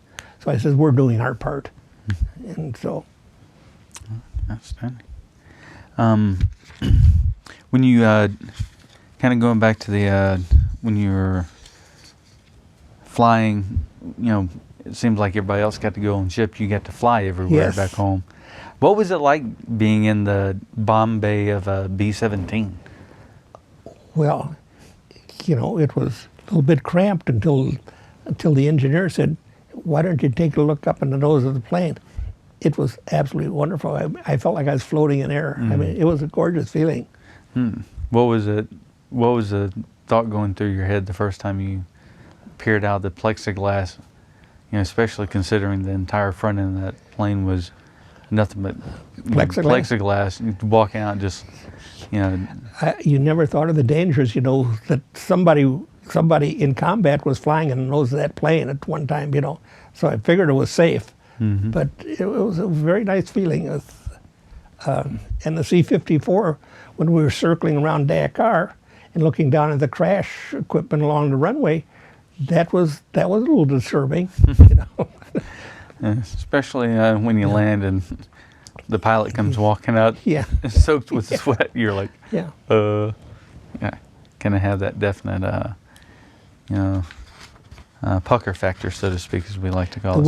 My worst experience in all the combat was when this guy that I was giving the candy to got the shrapnel tore his eye out. That I'll never forget. Did you ever find out anything about him, or? I knew he was from Rome, Georgia, because our particular platoon, the division came out of the mountains of their training, but they picked up additional infantrymen, and a whole contingent of them came from Rome, Georgia, Rome and Macon. So they were all they all knew each other, and this kid was from Rome, Georgia. Okay. And one of the things with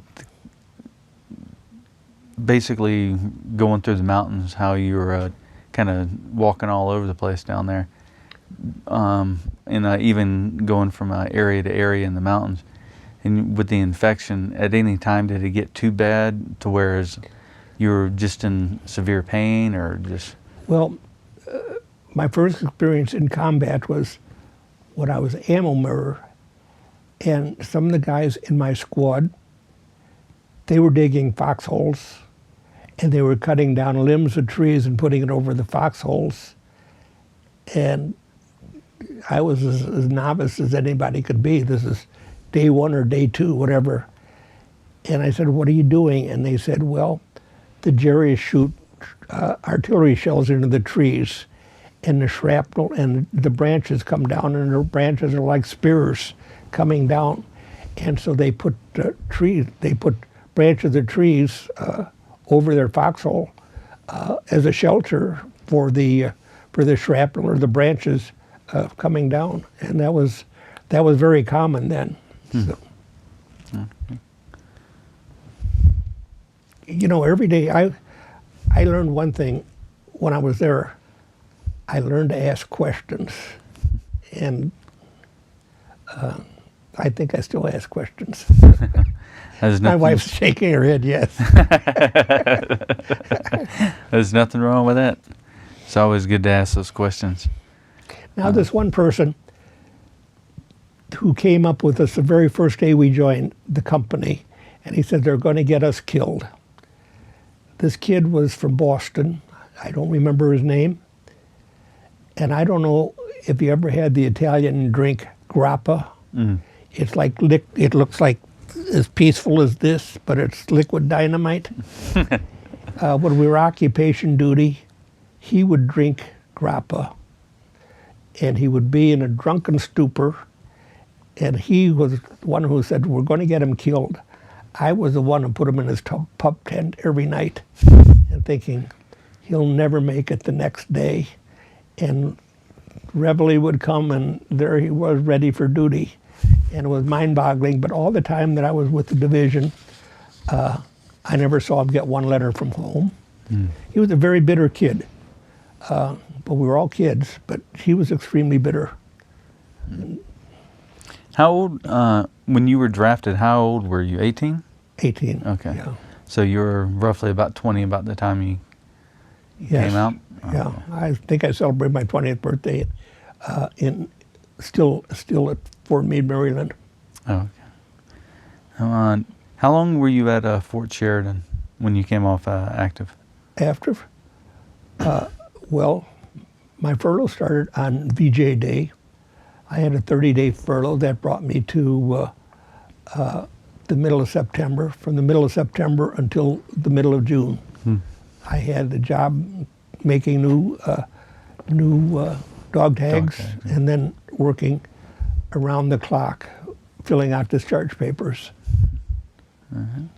Now, I know looking back at the base's history, they had a large contingent of German POWs there. Yeah. Did you have any interactions with the POWs there? Or? At Fort Sheridan?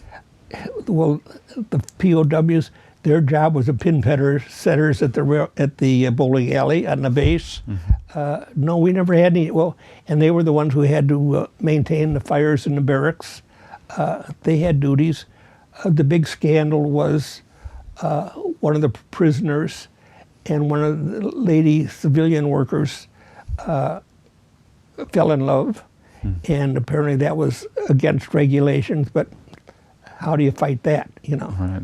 But there were a lot of POWs there. Oh, okay. And you didn't, other than just in passing, no real contact? Our duties, such as we were, we had no reason to get in touch with them, you know. Oh, okay. And also during that time, they had employed a lot of the women Army auxiliary for the base. Did you especially with the discharging a lot of people? When I worked at the discharge center, not where I was typing up dog tags, but when I was working in the discharge center, there were a lot of civilian women also also doing this.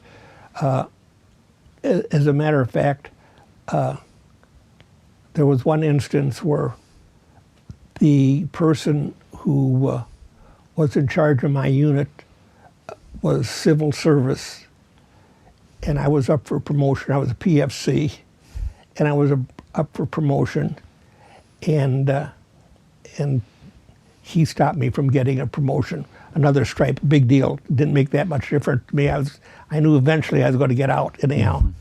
But I said, you know, this guy went above and beyond what he was responsible for, because as a civilian, he shouldn't have had anything to do with a promotion of a military person. So.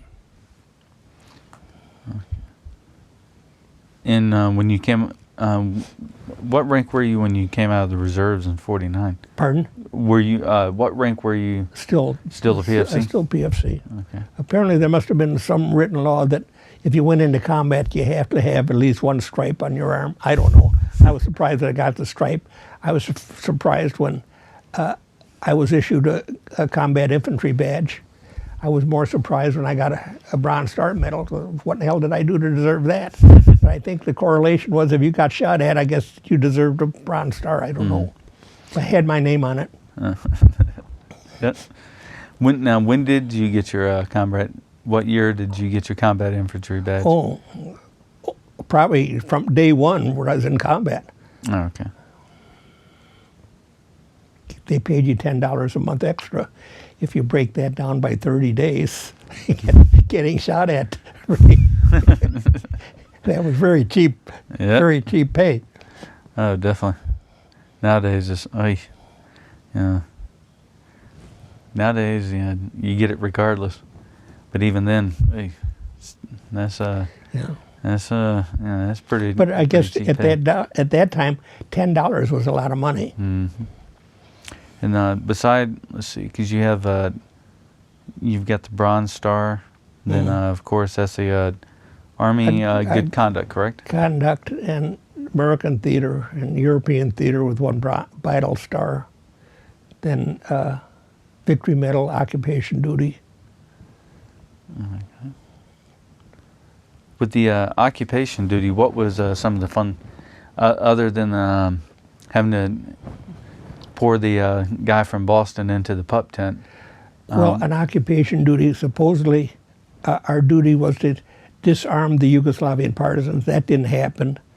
There was no fighting going on. The people were very glad to see, the Italian people were very glad to see us. And so there was really no problems doing occupation duty.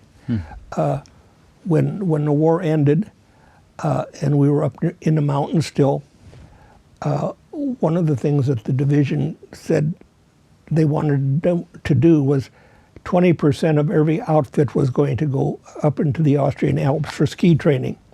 The skiers were going to get their legs back. The non-skiers, such as myself, were going to learn the basics of skiing. And the fellas, now this is warm weather already, they were skiing in T-shirts.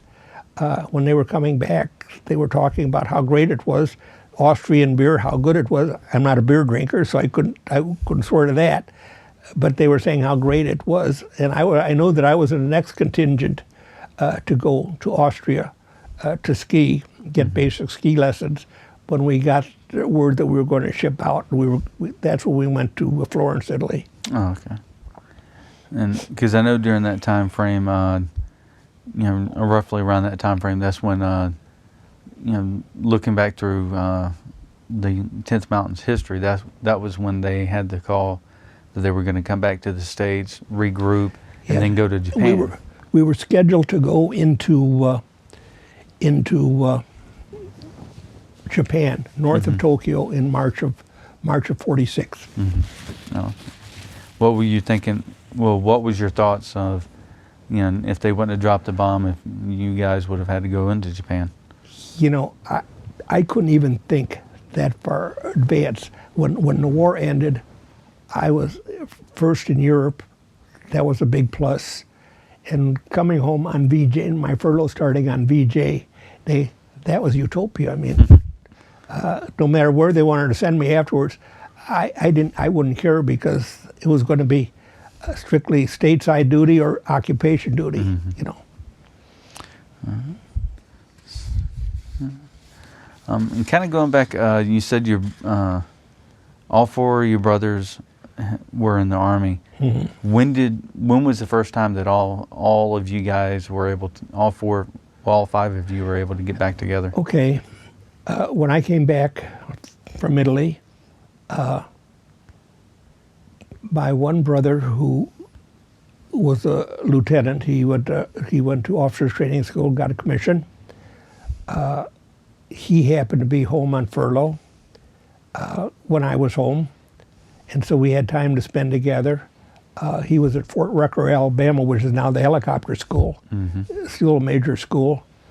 Then my other brother, who was a C-47 pilot, now his experience in the Air Corps was very, very unique because before he went into service, he joined the Civil Air Patrol, and he was taking flying lessons, Piper Cubs, and he hadn't received his license at that time.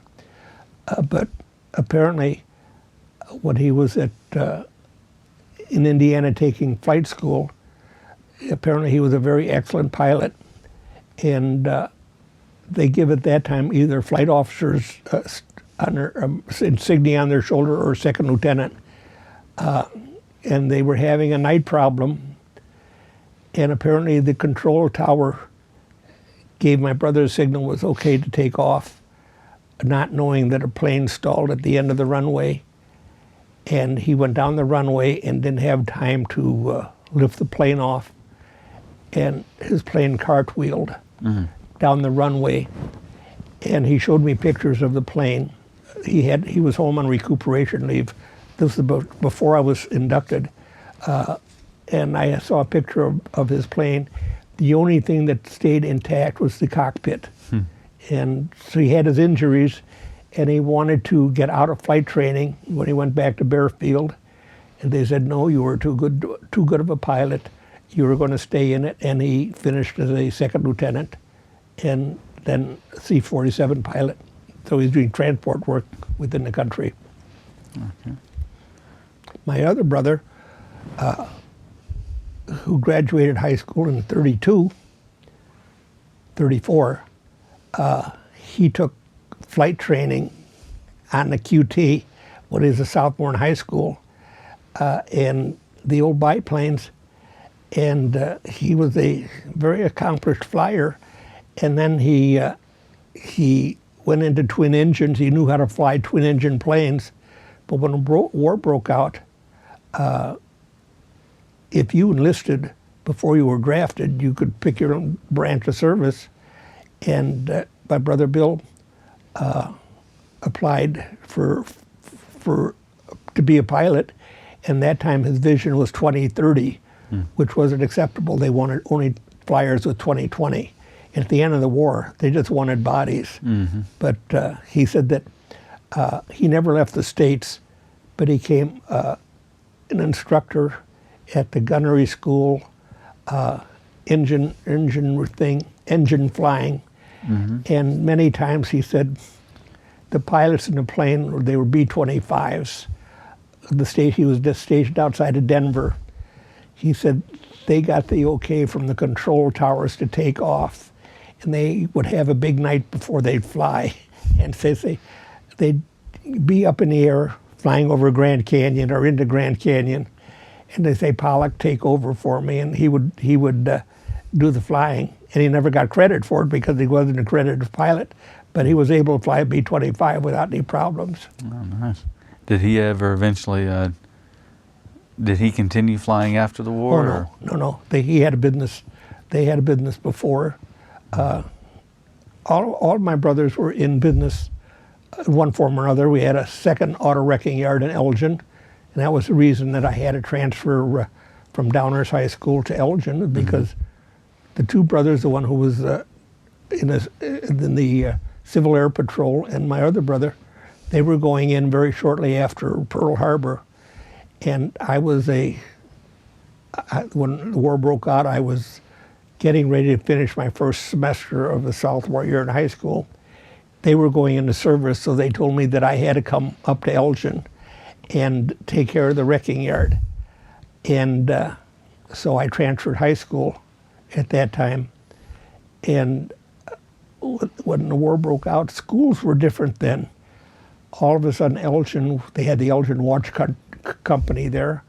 They had many manufacturing businesses that were switching over to war production.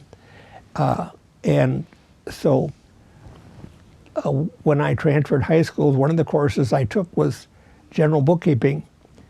And little did I know that I was going to run this company, be the bookkeeper of the company. As a sophomore in high school, I learned how to take a acetylene torch and cut cars up for scrap iron. And then I dealt with the War Production Board. People were coming out and telling us how many, on 5 acres of cars, how many we had to cut up for scrap iron for war production to melt down for steel. And he would give me, the man from the War Production Board, gave me a form to fill out how many cars I had required to cut up. And then he would come back 30 days later and check to see if they were cut up. And we had several employees at the time. And one by one, these employees were getting notices from the draft board. They either had to get into actual war production work or be drafted. So one by one, I had fewer employees, and then my brothers had already gone into service. And so I was trying to meet government regulations and still run an auto wrecking yard because people were going to work and they had to keep their cars going because they weren't making cars anymore. And it was imperative that they had to get transportation going. And so with this, it got down to one other person and myself. And my mother always made Friday night dinners at her house in Downers Grove. That was a ritual, Friday night in a Jewish household. And I told my parents that, I said, I'd already dropped out of school to do this work. And I told my parents, I can't go any further with this. I think we have to put the key in the door and let things ride. Just forget about it, because I couldn't do it with just one person. And so this is what I did. And so then that summer, I went back to Elgin Academy and picked up the credits I lost from high school and re-enrolled at Elgin High in 43, and I graduated in 44 with my class.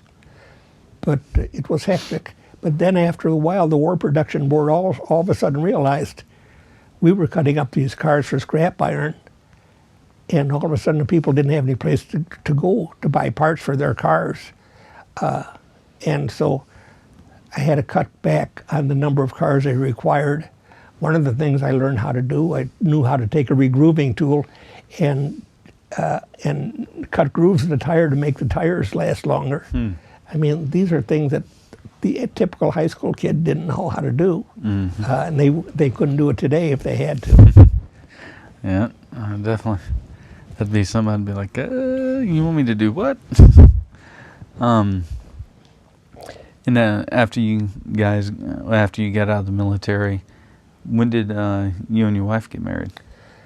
Well, so Sophie and I say we grew up together. Right. We literally grew up together. One time she was driving, she had to drive her sister, whose husband was in the MPs in South Carolina, Soph? I think so. But anyhow, Sophie met my sister on the Georgia. Sophie met my sister on the train because Sophie worked at the Union Station during World War II. And Soph said, Soph, why don't, and my sister said to Soph, why don't you write to Jake? And she gave Sophie my address, and Soph writes me a letter and says, Jake, I'm going to be in Macon, Georgia. Why did you come up to visit Pauline, her sister, and I? And I wrote back. So I said, so if it doesn't exactly work that way, that if I went to the CEO and told him my friend is going to Georgia, I want to go see her. And so with this, even though we knew each other, then we started corresponding. And when I came home on my furlough from overseas, then we started dating. My furlough, I remember, was the day that President-elect Roosevelt was elected to his 4th term. And then by correspondence, we started getting more and more serious. When I came out, I think I was hooked. So anyhow, no, she liked my brother, but because he was older, but she ended up with me. They said would never last. Well, I think you proved them wrong quite a few years ago. 68 years, correct? Yeah. Then, what did you do when she got out of the Army? I went to work in the family business immediately.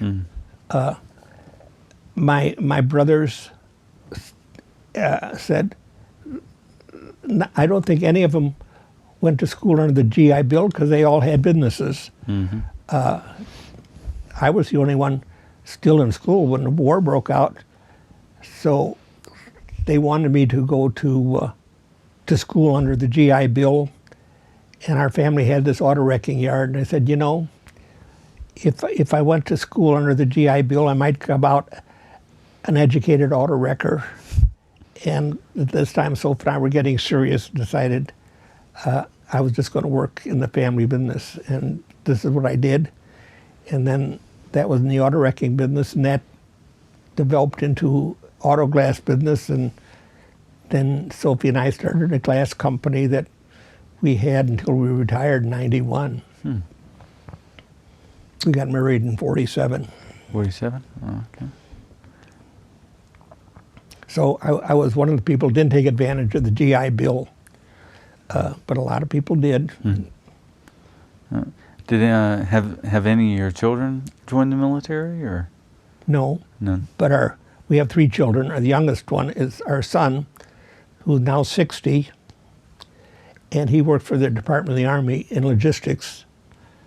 And when he got the job, he didn't know the difference between a private or a 4-star general. But now he tells privates and 4-star generals things that they have to do. He was in quality control first, and then he was transferred into logistics, and he loves it. As a matter of fact, he's in Michigan now doing something at some warehouse that he controls. Oh, okay. Outstanding.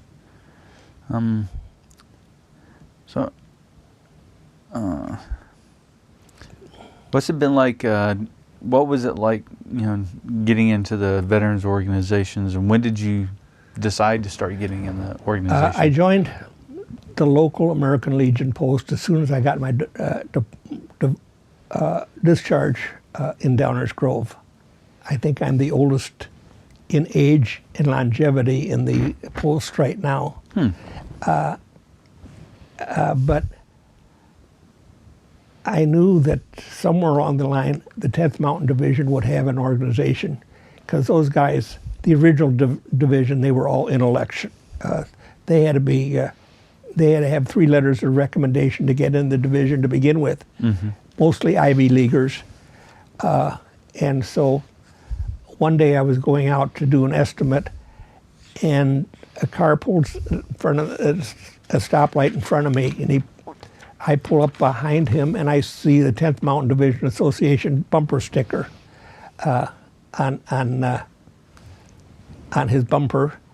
And I pulled around him and rolled down the window, and I said I was a member of the 10th. And by the time the light changed, I said, I have a glass company in Westmont, Illinois. And 2 days later, I had an application to the association. This was in '88. And it was really a big plus. We met a lot of friends over the period of years. We made 2 trips back to Italy with the division, and we've had a lot of warm friends. But we have the Midwest chapter, and it's down to 4 veterans now of World War II. And of the four, I'm the only one still playing golf. Shot my age 2 years ago. And got my second hole in one the same year. Oh, nice. Then 2 days later, I shot my real age, 103. But they're getting old. As I say, I'm 90, and I think that I'm probably the youngest person in the division right now. But it's very sad to see them fading away the way they're having health problems. But the clock is ticking. That's the reason I'm here, I guess. Yeah. Well, we definitely appreciate you coming out for that. One of the things, I know they had the newsletter called the Blizzard for the 10th Yes, Mountain. exactly. And it listed you as head of the Midwest chapter. I was at one time, yes. And then also had a Florida address. Yes. Are you a snowbird? You like to go and hang out in Florida? Sophie and I spent 6 months in both places. No. We have a place in Longboat Key in Florida. Okay. And we feel, without being complacent, we like what we have in both places. There's nothing wrong with that. Especially, I grew up in the South. I can handle the winters down there, but can't handle the summers. Yeah. So. Well, I took basic training from July until October down in Florida, and it was hot. Yes. It's not a. And they didn't have air conditioning like they do now. You gotta hate that 98 degrees, 100% humidity. Yes, exactly. Walk outside 5 minutes and look like the pilot from when you landed in Africa. Couple of more questions. What does being a veteran mean to you? I think I'm patriotic. Like I say, I had an experience in the war. I wouldn't want to do it twice. The people that we've met in the association, there's a lot of camaraderie that you have. We made a lot of, I didn't know a lot of people when I was in the division, but since 1988, we've made a lot of acquaintances. And we look forward, when they have a national reunion, we look forward to seeing those people. We look forward and hope cross our fingers that they're still there, But it's a terrible learning experiences. And I talk to a 6th grade class. I've been doing it now for 15 years. I didn't realize it was that long. But I stress to these people, these kids, war is not glamorous. It's bad and it's dirty, and things could change in a blink of an eye. And so I stress to them, it's not what you see in the movies like at all. It's if somebody told you, and they did tell us, this is the way you've got to live, this is the way you got to live, but it's not a lifestyle that you would pick. And then besides, the 10th Mountain Association, you're also in the American Legion. You're also part of the Jewish War Veterans Association. Yes, and the VFW. And the VFW. Yeah, I belong to Jewish War Veterans down in Sarasota, Florida, and they just opened the association, the group in Lombard, which I never thought that I'd see in my lifetime. What was it? What did you feel about? Well, what was the thoughts going through your mind when you heard about that being opened up in Lombard? Well, first was disbelief, but then when I found out that they were having, I inquired at the temple, and they said, yes, we are a chapter. And then I get the newspaper from the Jewish War Veterans, and sure enough, there was a listing of the new chapter, new members, and all of our friends, all those names in that group are people that we're very, very close to. And I said, well, I'm going to join that chapter. So, of course, I had to pay dues again, but I figured it was money well spent because, and of course, I'm the old guy in the group too, No, I was very happy to see that. That's good to hear. People think that Jewish people don't fight in the wars, but they do fight, and they're very serious about it. And that's one of the things a lot of people don't realize how much the Jewish communities actually contributed, Oh, not yeah. only to World War II, but all the subsequent wars since then. They're not aware that the Jewish War Veterans is the oldest veterans group in the United States. Started right after a Civil War, when people said Jews don't fight. And this, yeah, definitely, that's one of the things that we definitely like to educate people. I'm like, nope, not necessarily. I tried to get back to Sarasota because they have a huge Veterans Day parade, and I march in it. And the guys naturally are younger than me, and they're quite surprised that I march. I don't ride in the car, and I carry a flag. They said, "I can't believe you do that." Well, as long as I'm capable, I'm going to do it. Outstanding. Are you going back this year? Oh yeah. Okay. Outstanding. All right. Well, I've actually started to run out of questions. Was there anything else that you would like to cover that we haven't covered at this point, or? You know, I think you know about as much about me as I know about myself. Well, I mean, thoroughly enjoyed the conversation, and especially loved the stories. I mean, it's one of the few times where, you know, I enjoy these kind of interviews where I ask the question and then, you know, you just kind of went through the timeline, and that was one of the things. I knew that you wouldn't be looking for a yes or no answer, and you wanted it expanded upon. You know. Well, we appreciate that because I mean, this really gives us a good idea. Yeah.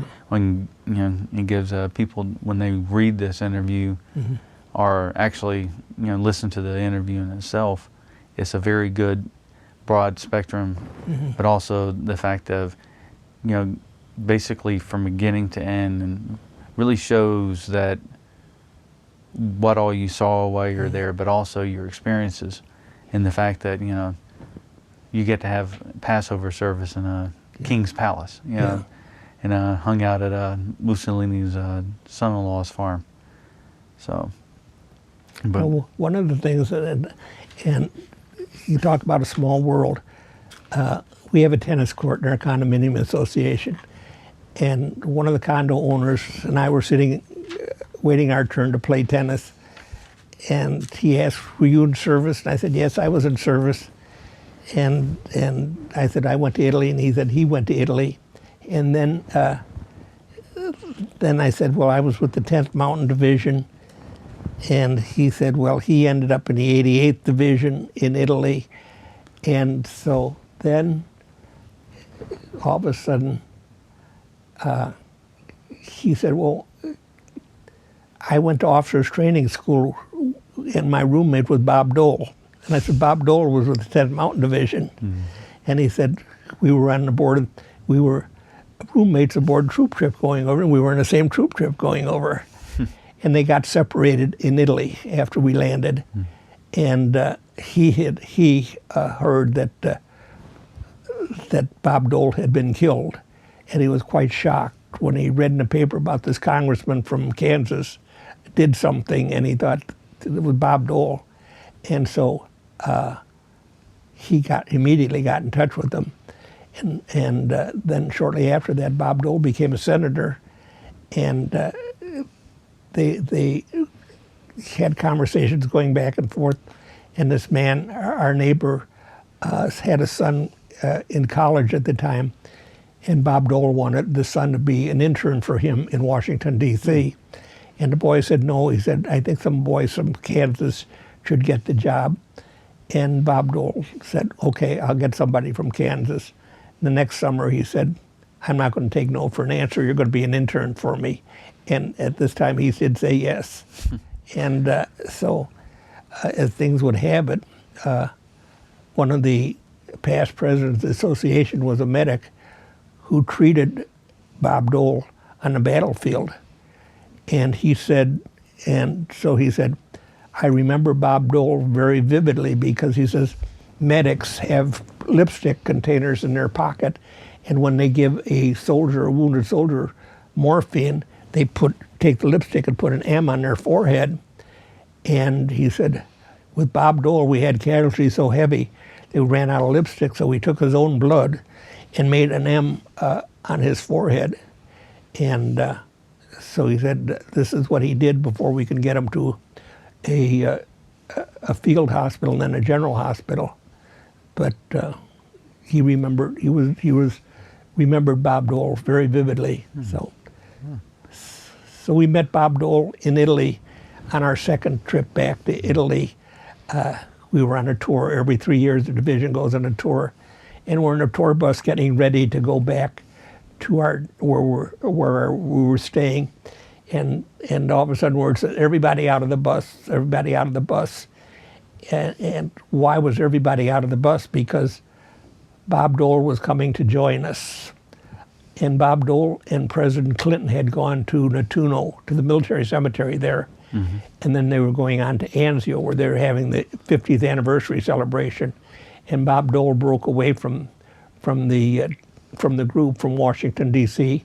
to join us. And so we were laughing about it. Everybody was tired at that time, but all of a sudden Elizabeth Dole was coming.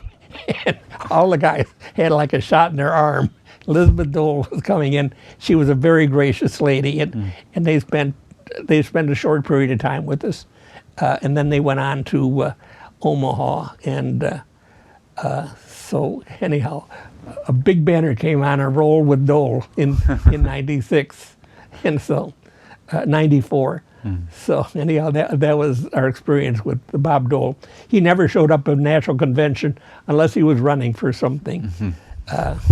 But now, of course, he was instrumental in getting the World War II monument built. So, have you been to D.C. for that, or? Yes, I was there twice before with our son, who lives in the Washington D.C. area. But I went on honor flight 3 years ago. How was that? It was very enlightening. There were 93 veterans and their guardians. 55 of them were in wheelchairs. And our son met our bus, and the bus pulled up to the monument. Well, actually, fourth time, I should say. We were there at the last reunion.